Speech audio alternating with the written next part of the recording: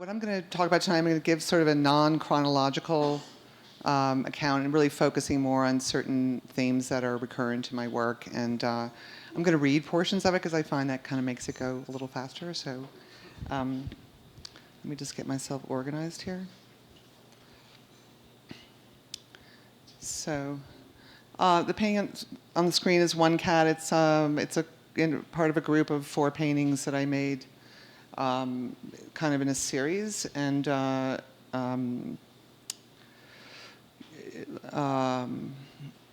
see.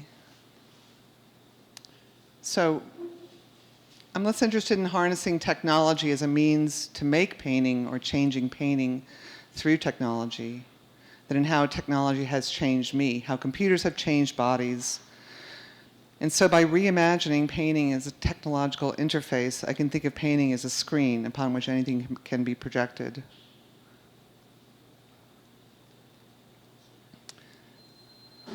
So in the background of this painting, it's really hard to see in the slide, but the background is silver, and the pore mark and all these other marks that are sort of the blue marks and up in the left, the like little smiley emoticons. Those are all made using hand-cut stencils, where I covered the whole canvas with sticky vinyl and then traced stencils and poured paint onto it and then cut it out carefully with a single-edged razor blade, and then painted blue and then painted the whole thing over with silver and just scraped it down so it's all one layer. And then over that is stenciled this repeated pattern of little cat emoji heads. Except in this one, you see certain of the marks are repeated in the painting in black. That's a third layer on top. So in other words, I work in layers, sort of like I make a painting, and then I make another painting on top of that painting, and then another painting on top of that painting. So that's...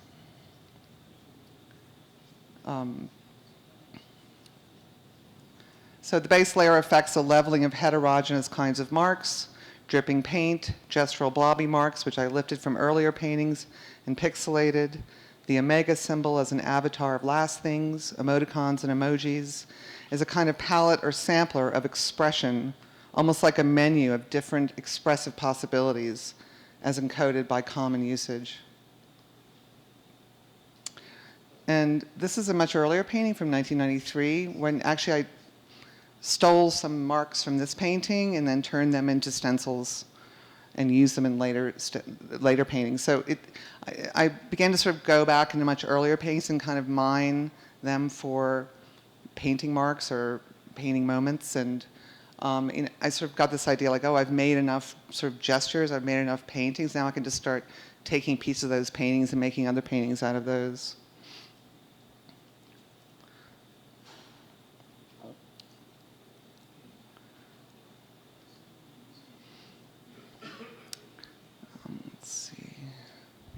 Sorry, get organized here. I have to keep finding my place. Okay, so, sorry, I'm used to having a podium. Let's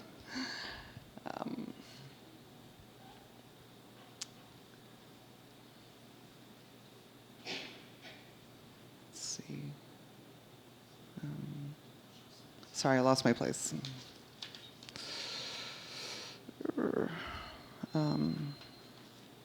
All right. Okay, so when you get closer, then, like from far away, the top layer of these little cat emojis just looks sort of like a screen. But as you approach the painting, you can see what's there. Like this whole other sort of dimension of the painting opens up.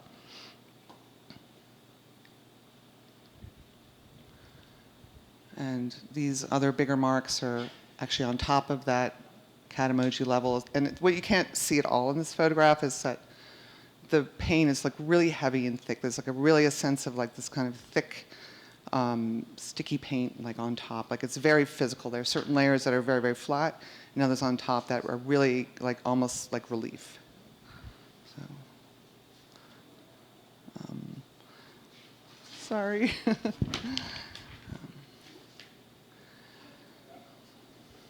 So these are examples of like marks like in the upper left that I stole from other paintings, and then I can change the size and make them pixelated and use them in later paintings. And this is of course the cat emoji, which I've stolen, and there are other all the sort of blobby marks on this are also again stencils that were stolen from earlier marks from earlier paintings, and then the sort of background pattern is taken from a video game called Earthbound, where the trees are depicted in a certain way. And this is this painting was sort of based on another video game called Dwarf Fortress. You can see all the different kinds of marks, different keyboard characters, right? And this is a picture of this video game called Dwarf Fortress that I discovered that really excited me, and it kind of led to me thinking of the way I was painting in a different way. And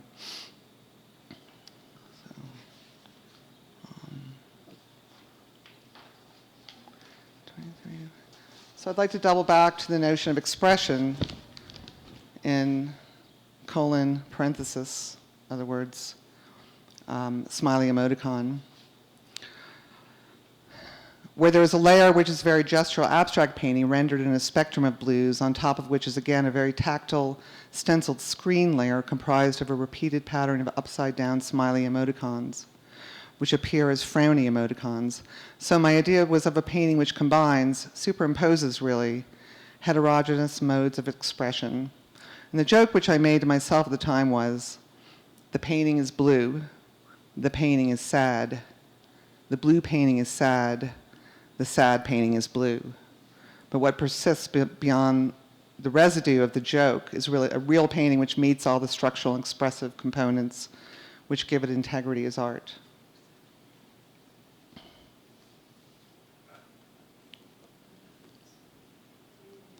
This is another painting that I made around the same time that these two paintings, the blue painting and this painting, were really kind of breakthroughs for me, because I had this idea of using emoticons in the painting, and I thought, I'm really an abstract painter. This is kind of a reach too far for me, but I couldn't get rid of the idea, and I started out, it took me a long time to figure out like what size the emoticons could be. These are matte emoticons. So, the pattern creates a kind of sense of gesture, but it also has this other meaning which relates more to communication, texting, and I think all this really came through, what we all can relate to is like the prevalence of smartphones in our lives. And the joke I like to make is that I spent all these years in New York, making friends and meeting artists and making paintings, and all I got was this stupid keyboard, and all day I'm just on this keyboard. And so, all of this experience kind of began to filter into the paintings. Let's see,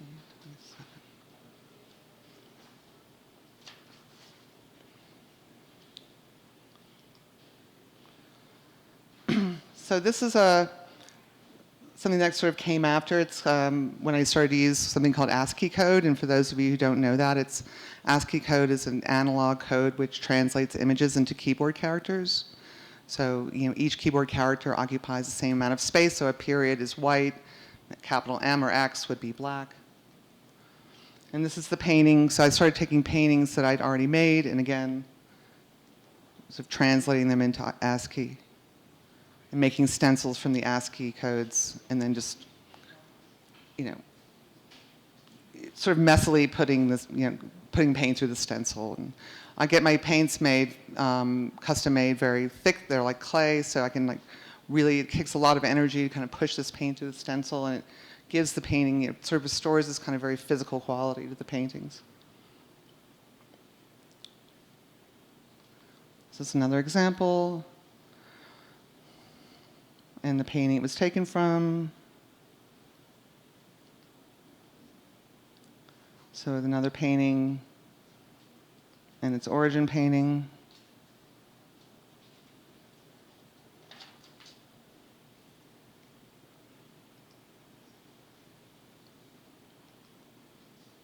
Another painting and its origin painting. These paintings are really big. They're like 10 feet.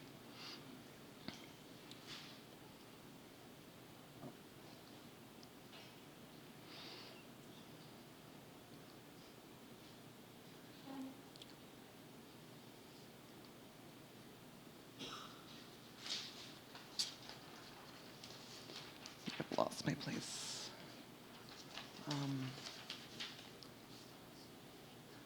Okay. So these are just, again, paintings that I made, then later made ASCII codes from them. So this is a book that I'm working on. It's this is just a prototype, but it's, you know, essentially if you read one of these ASCII codes left to right across the surface of the painting, this is a kind of reorganization, like a document of everything, the entire contents of the painting in book form, but reformatted so it no longer makes the image. But anybody who wanted to remake the painting, they could just, this would be their guide, right? Or you could text it, or you could, a typesetter could make it.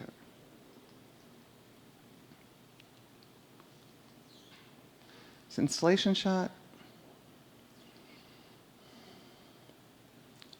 So in the close-up,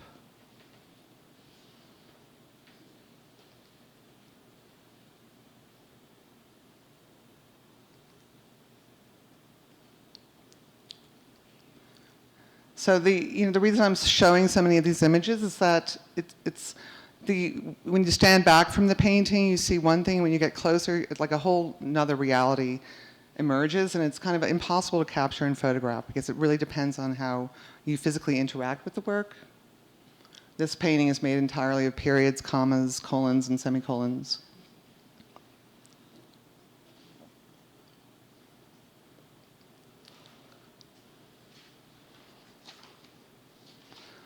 All right. So this painting becomes 80s, 90s from 2006 becomes period, comma, colon, semicolon from 2018.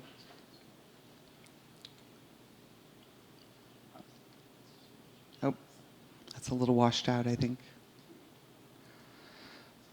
So in this painting, I like to kind of go off of sort of jokes or making jokes about what I'm doing in a sense. I mean, I'm always like trying to make a serious painting in a sense, but also trying to not lighten it up so much as kind of, I don't know, make fun of myself in a sense as the painter. And so does everybody know what CAPTCHA is? You know, when the code you have to read to be able to go into a website or something. So I made a CAPTCHA out of my initials and a mega one smiley emoticon. Or like, you know, putting like kind of like an iPhone magnifying glass, inserting it into the painting. That's the origin painting from the previous painting.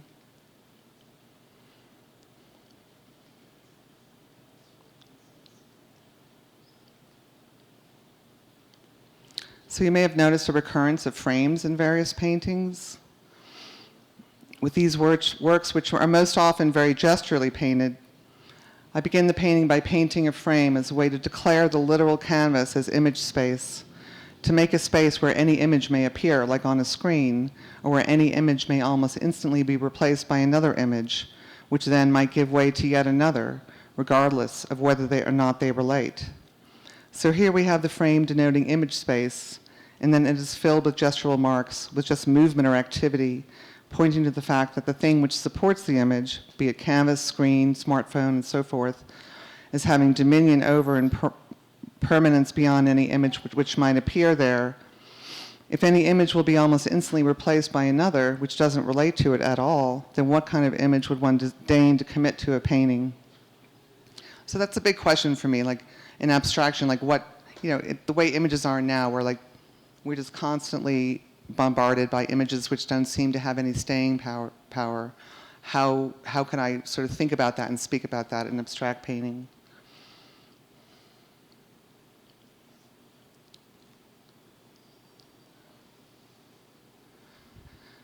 So this is a painting I made last fall where I started to work with casting objects, and we selected out a portion of the painting and made a cast that's actually a hemisphere with the magnification of what it is obscuring, and then it's just attached to the painting. And also like a hemispheric little kind of emoticon. This is a blacklight painting. I also do a lot of blacklight work. It's an installation that I did in Basel a few years ago.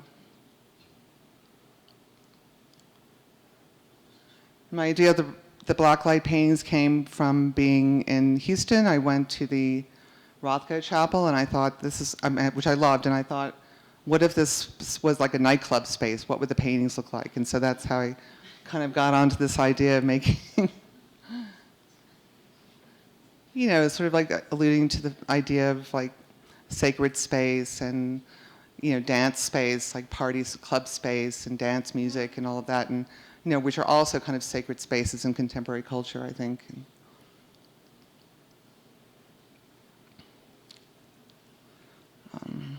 Sort of the nocturnal segue. These black paintings from the 1990s are an earlier attempt to reimagine painting as a technological interface where I created a specialized image space within the canvas as a whole, which is otherwise unpainted. Like, you can't see the edges of the painting. Like, the black is just part of the painting. It's inserted into an almost square canvas. Corresponding to the aspect ratio of a cinema screen. The black layer, the screen space in other words, is painted black with illusionistic rendering as if a ground plane receding into inky distance, like an abstract articulation of linear perspective. And then the picture plane itself, or screen surface or interface, is then made tangible again with various interventions, marks or drips, or in one case, a sort of a road markings.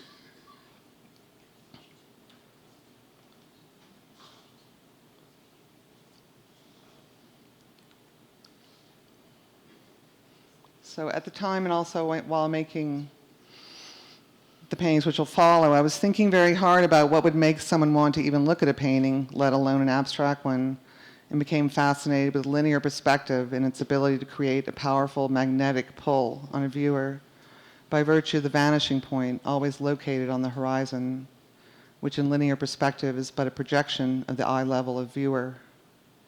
And so the horizon is a purely subjective or imaginary place. So again, the image space you're seeing in this painting is not, the canvas actually extends beyond. I hate when I have to explain what's going on in the painting when you can't see it in the slide. But this painting actually in space, the illusionistic kind of feeling of like a ground plane receding into the painting, it created actually this feeling of a pool of light on the floor in the actual gallery. It was a really strange kind of trick of the mind. It was a complete surprise to me.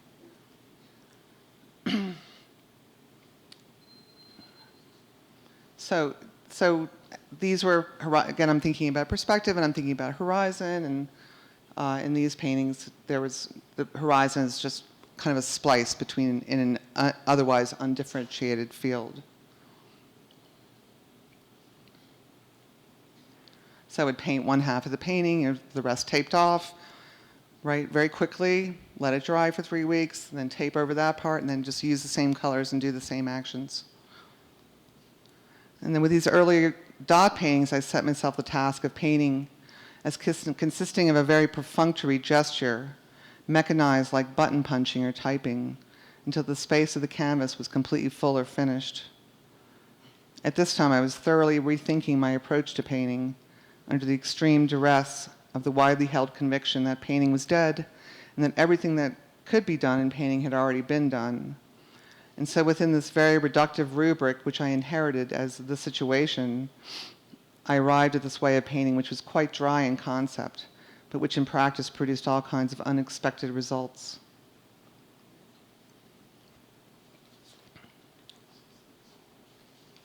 So earlier I touched on the theme of the omega as avatar of last things. I see my practice as a kind of endless making of last paintings, or of last paintings which just generate other last paintings, but the key word is generate. I seek to find a way out of endgame strategies and create a paradigm that's abundant and generative. So this painting is completely stenciled over with like maybe 6 different patterns, slightly differing size and orientation of these little tiny omega symbols. And in the corner, there's like a big omega under it. There's almost a kind of branding it, like this is the last painting, which is, of course, a joke. There is no last painting.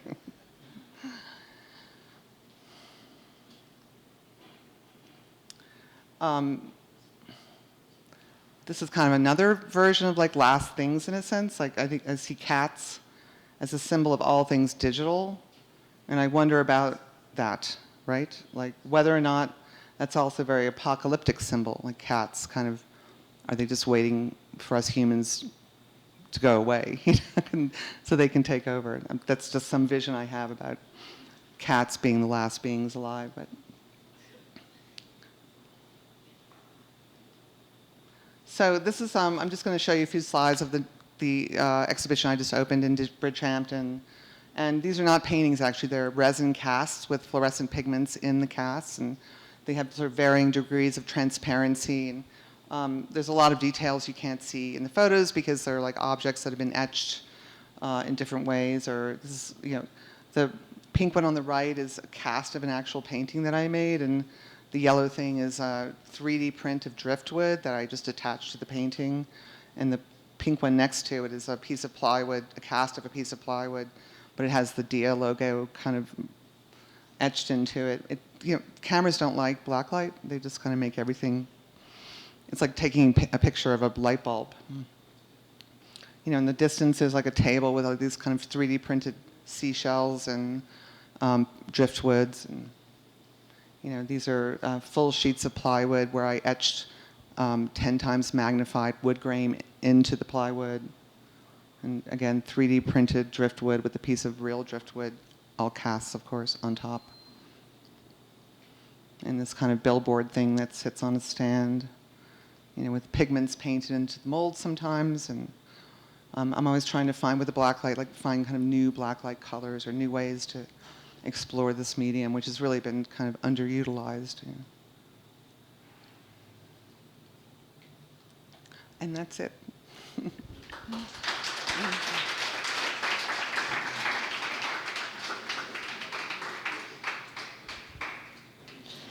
So when I was looking at the early images, I was thinking about typing. Did you ever have to take a typing class? I wish I had, actually. I was always kind of pecking away at the thing. And I've become a much better typer since I have an iPhone. I can just do it with my thumbs, you know. Even though my son, you know, criticized me for being, like, really slow at it, because he's just like, but no, you know, because when I went to college, like, very few people even had a typewriter, let alone a computer. It was like, you know, you would have, like, you borrow a typewriter from a friend to type your term paper or something. You know. Yeah. So I had to take a typing class when I was like in 7th grade, and it was like torture. I was so bad at it, and they would put the piece of paper over your hand so you couldn't see the keys, you know? But I was thinking about the patterning of your text and relationships to, for example, typed drawings, right? Or concrete poetry, or the placement of these symbols on the canvases that aren't necessarily intentionally read in a traditional way. And so I'm wondering about the kind of placement of those symbols, you know, on those surfaces. Well, the funny thing is like part of the process of painting, which didn't feel like painting in the traditional sense. I mean, the challenge for these paintings for me has been like, it kind of feels like I've given up everything that I loved about painting to do this other thing that like kind of anybody could do. But the fascinating thing about it is that as I'm pushing paint through the stencils, I'm actually reading them, even though they're kind of non-sense making. It sort of feels like being balanced, in a kind of like experimental poetry way, between like reading something and seeing something in a more visual way. So, you know, and I felt like, in a sense, like I knew the painting in many different ways. I knew it left to right, like reading it, and I also knew it as a visual entity. And I mean, this kind of interesting things happens when you stand in front of this painting, which is a surprise to me. It wasn't part of my original intentions, which were more conceptually oriented. But you kind of like, you get involved in looking at these characters, which are so familiar and so like, you know, we all own all of this, like we all communicate this way. And then suddenly they're kind of like away from you in a way that you can't relate to them, yet so it becomes very familiar, unfamiliar. So I was thinking about that also in terms of the titling of the works, and I was trying to kind of read them in a way out loud as they were coming up. And so it was like, close paren, colon, comma, close paren, right? So Yeah. they're the symbols that occur in the paintings, but you have to make a choice about, which ones you choose, how many, which order you place them in. And, do they have, are they structured in terms of content? Are they purely aesthetic as you title them and you use them in that capacity? Or talk a little bit about the titling. So the titling, it began in like the bodywork before the ASCII paintings, where I'm starting to use keyboard characters like colon, close parenthesis as smiley emoticon, and I've always had difficulty with titles. So when I was getting ready to mount that show and like, oh, what are their titles? And because it had been years of like untitled, and suddenly I was like, well, why not just let the paintings title themselves, and sort of like, because there it is, like colon parenthesis. So I started like just taking things that were in the paintings to title them. So like the blue painting is just colon parenthesis, and then with the ASCII paintings, I would just sort of select almost randomly, like, okay, what's this painting called? And just sort of select out some part of the painting that seemed to contain a sense of the painting, And there were others where I would, like, let me think, where there was some where the keyword characters were kind of describe other configurations of the painting. So I kind of try to find something that is linked and just not only an abstract way, like extracting something. But I see that sort of, it kind of points to my difficulty with titling. Like I would never want to kind of elusive title something that was like, oh, like spring morning or whatever. Like there are artists who have great titles, but I've just never been good at that. And I think my work is sort of coming from it's approaching a kind of emotive response from a colder place, in a sense that I wouldn't want to get in the way of anybody's, sense of like what's going on in the painting, how they should relate to it. Well, it's interesting that you said that you take kind of a section out of it, right? And that's actually then part of your painting process as well, right? So you're looking at a section, whether it's like a splash of paint or, a sliding gesture or whatnot, and then they're being replicated. And so I was thinking a lot about, as I was listening now, this combination of technology and the facility of that with the like mastery of painting, right? And then the questioning of, the death of painting. And so taking these things that seem, really discordant, in a way like what could be more different than technology and paint, in terms of, the whole history of mankind, to the present. So I think it's interesting that they're being fused together, and I wonder about your thinking on that.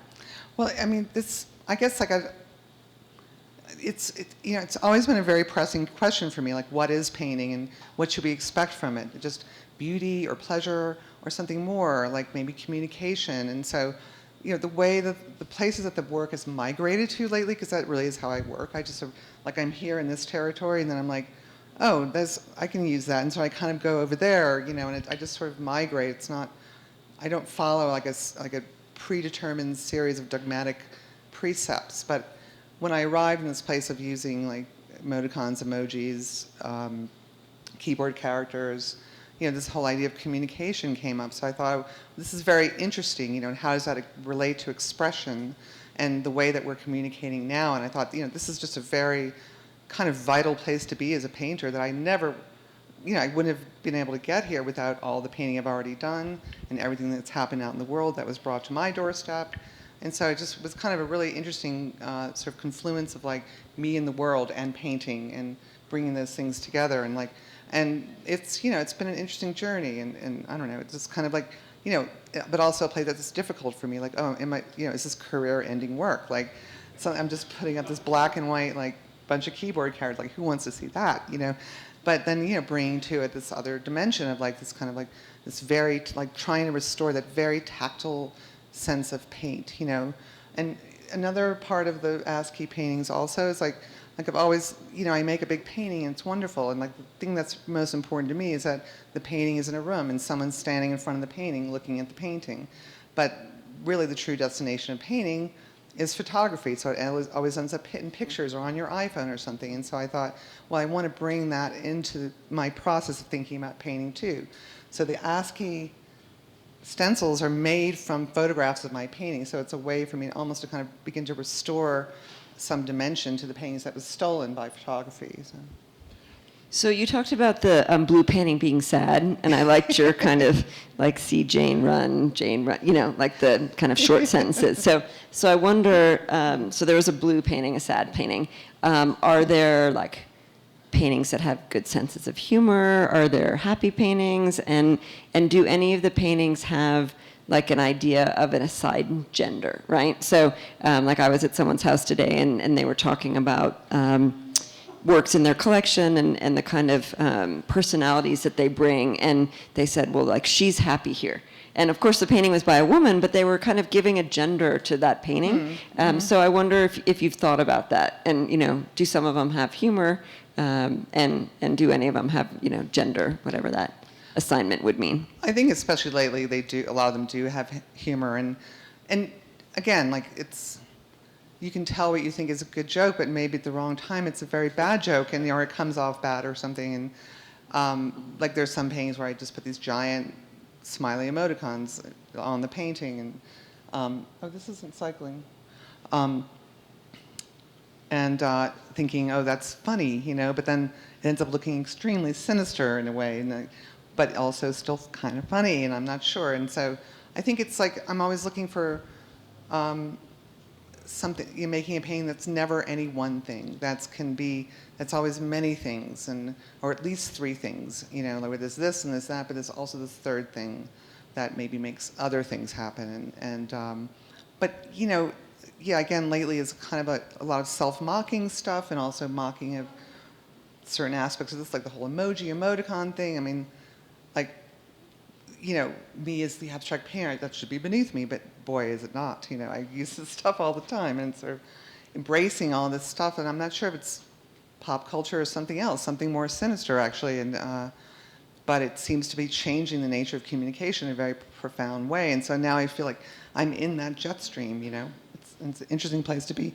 As far as gender, I kind of like, my favorite statement about that is something Virginia Woolf said in A Room of One's Own, which is that, and she was talking about this writer that was an invented writer, like the sort of, in her mind, the ideal feminist writer who didn't exist yet, who hadn't been allowed to exist yet, and that she would write as someone who had forgotten that she was a woman. And so I sort of, you know, I really don't think of myself, I don't think, oh, I'm a woman painting, or this is a painting by a woman, and I think my paintings are kind of macho in a kind of female way, but I just don't really think that paintings have genders. You know.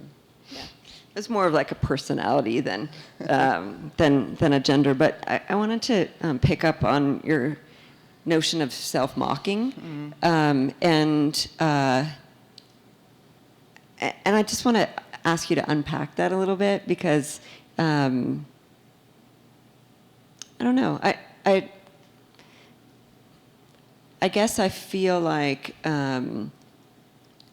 self-mockery maybe is a place of humor or whatever, and it can be a place of, you know, being self-deprecating, but it's often a way of like kind of stepping back. And I find your paintings to be very frontal, and very demanding in a good way. So I wonder about the use of that terminology. Well, you know, I make really big paintings, and they're like, you know, there's nothing demure about them, I think.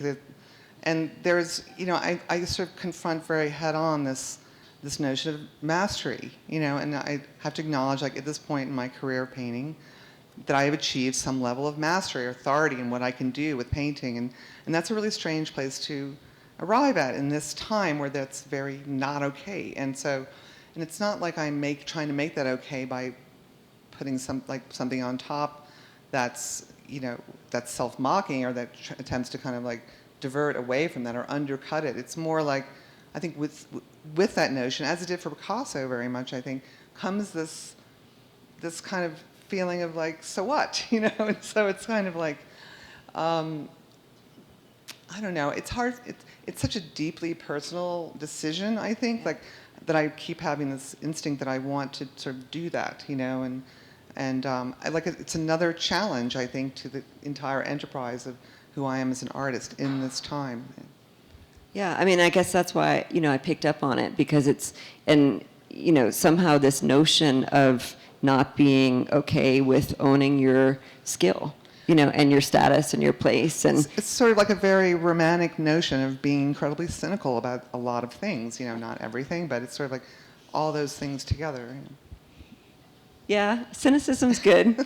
But I think it's also interesting at a time of, like unschooling, right, or unlearning, or people, artists, maybe less so now than a year or two ago, but this idea that somehow like connoisseurship or mastery or whatnot is like somehow not something to be celebrated. So it's just a...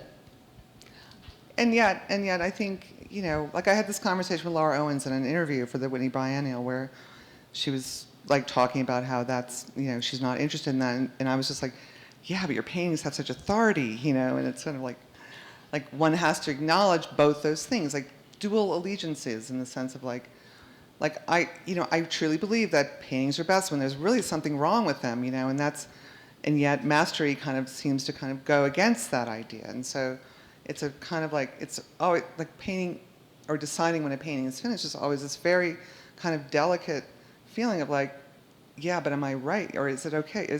But this thing that I keep wanting to change, but no, I shouldn't have the last word. Let the painting have the last word. And kind of, it's this kind of constant, like, focusing on the same objects over and over, like, is it still okay? Is it good today? Or is it bothering me? But is that okay? And it's kind of like, there's no kind of like place of certitude in the whole enterprise. And so I think, why not bring something like, humor or like a certain sense of self-mocking or mocking of the world, or I don't know, like a kind of like another kind of mode of expression that's like, very self-referential, because I think that's also a big part of like how we exist. Like we're constantly self-referring, as individuals, and also, but as a group we're doing that. So it's a kind of collective activity.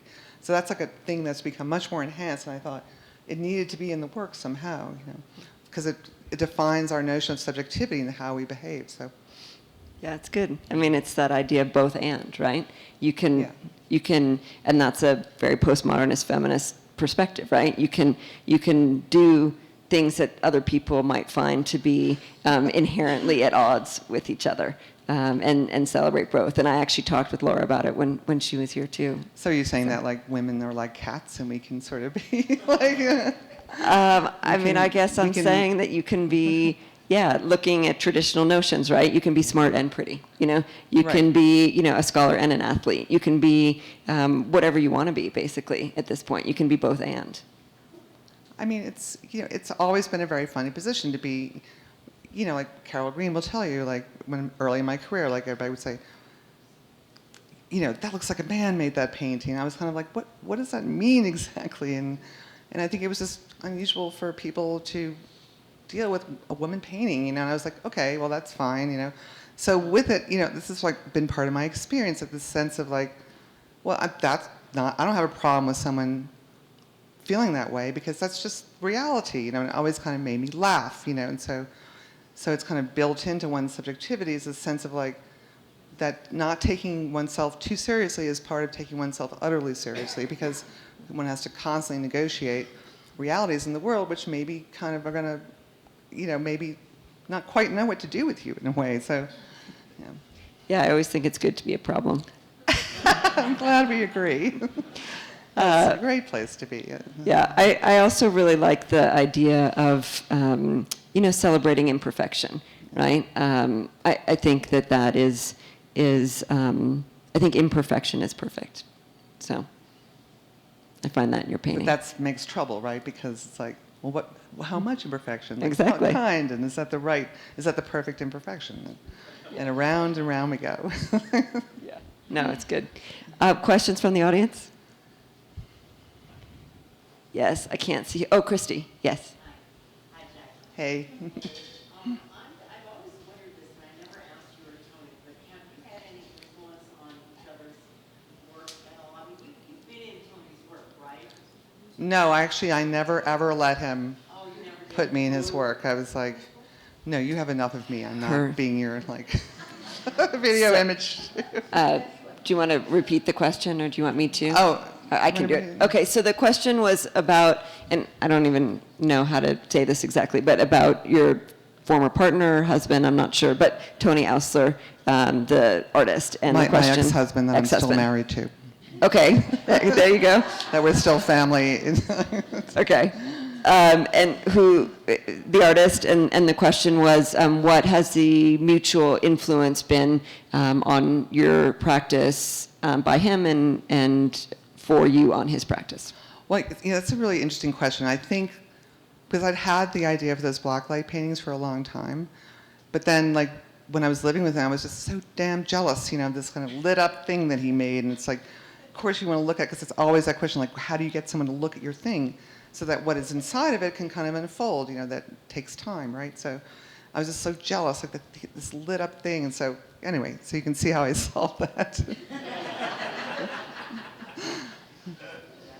Yeah, Larry? Yeah, Jacqueline, I was kind of curious, when you started painting, do you have a finished product in mind, and how do you know when it's finished? So I'm just going to repeat the question for the cameras. So the question was, when Jacqueline starts a painting, do you know what the ideal end product is? Are you working towards that goal? And really, if not, how do you know when you're there? How do you know when it's done?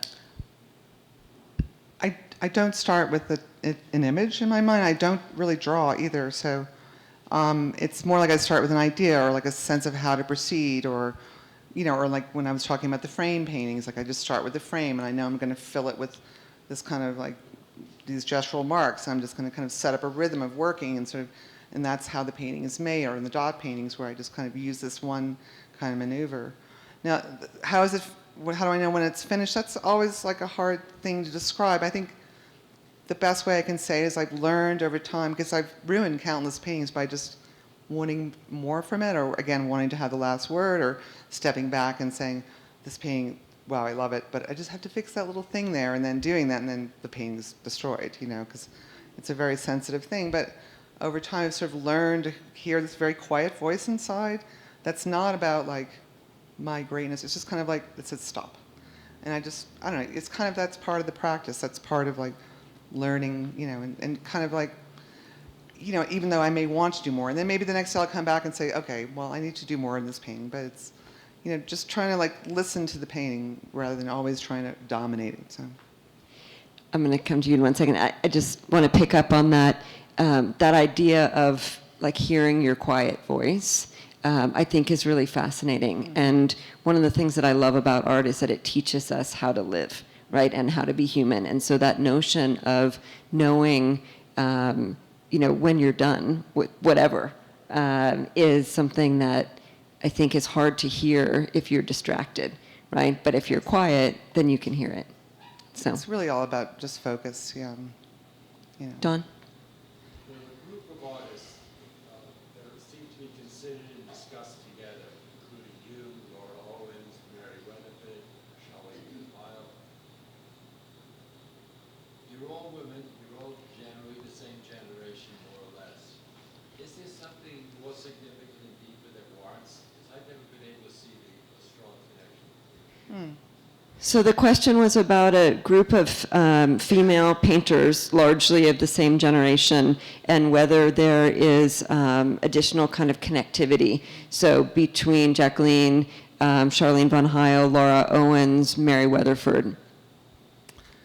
I mean, it's a really good question. It's hard for me to answer in a definitive way. I mean, it's interesting that you say you don't see a lot of connection. I think that's kind of good in a way. I think that the reason people are grouping us is because we're all very ambitious female painters, and I also think that people always want to group women with other women. Like I've been the really kind of both disappointing and also fascinating thing about having achieved a certain career status and notoriety reputation with my paintings, is that what started happening more and more is I started getting asked to be in a lot of women painters shows, and it's like that.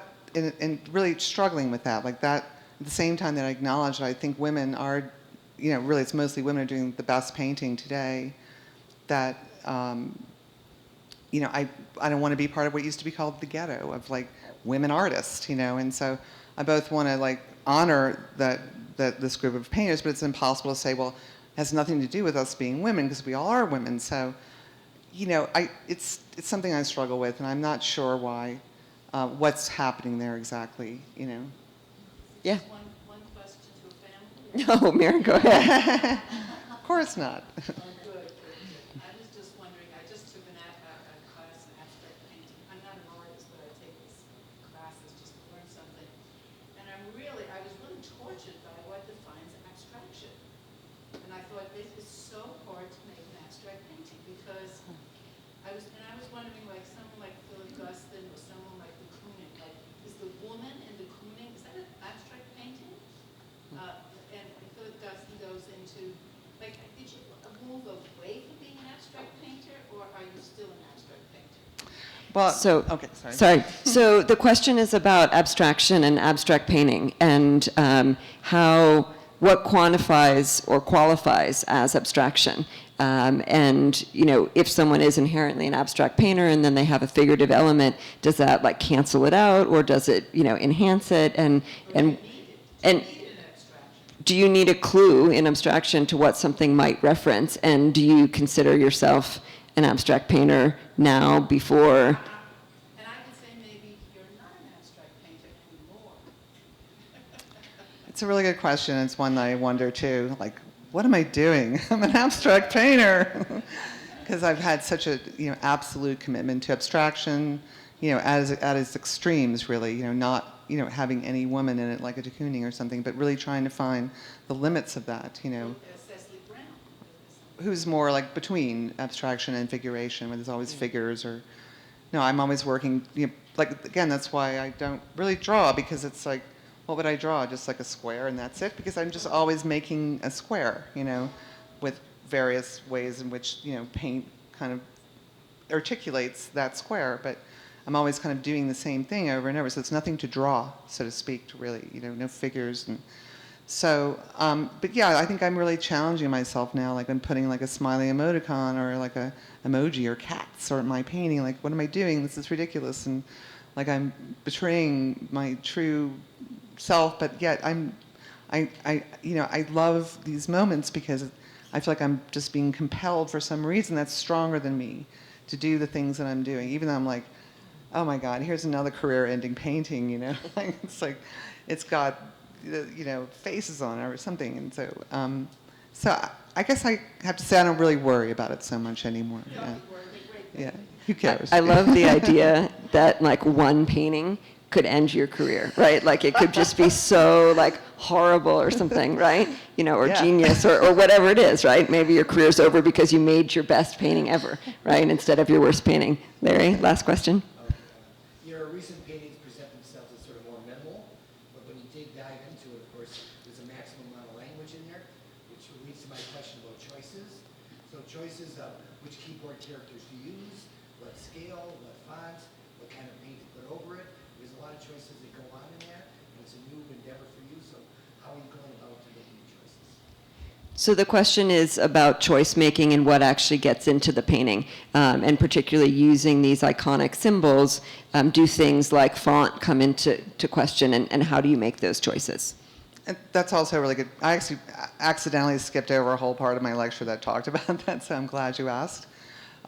So the whole ASCII, like I took a photograph of the painting, and you put it in this program, and it all automates. But there are many things that I choose, like what characters, what fonts, how many lines, you know, if I have a 10-foot painting, how many lines there are, so that determines like the size of the character and the density and everything like that. So there actually are a lot of choices that I make, like what characters, how many, what size, how many lines per painting. And you know, we do a lot of proofing. Like I'll take one painting, I'll maybe proof like 20 different versions of an ASCII of that painting. And but I'm looking for a certain kind of, I suppose, like a new pictorial quality drawn out of that process. You know, but again, it's the whole process is automated. Yes. Yeah.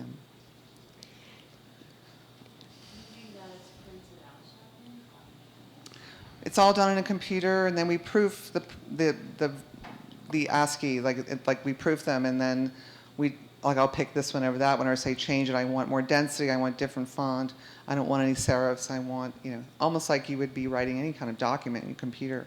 It's a similar kind of thing. Like it's all these formatting things, come into this, and then so we proof those and make a decision. Then we start to we have laser cutters in my studio, and we cut these giant stencils that are as big as the painting, and then kind of just stencil them onto the canvas, and then sometimes I work into them with wet paint, sometimes I don't. And Did you originally pick the symbols, or is the computer the one just viewing these things out, and then at the end you decide whether you want to keep those or not? So the questions, because people can't hear them in the back, are about how what role choice plays, and maybe what role chance plays in the symbols, and particularly as they get transferred from their original state to their new state. Like if I wanted megas in the stencil, I had to choose that as one of the characters. Like there was a big yellow painting I showed that was only punctuation, for instance. Like that was a choice, right? And so it's kind of like the process of like how the visual turns into the keyboard characters is an automated thing, but yeah, I sort of choose the menu of options that the program then uses in its automation.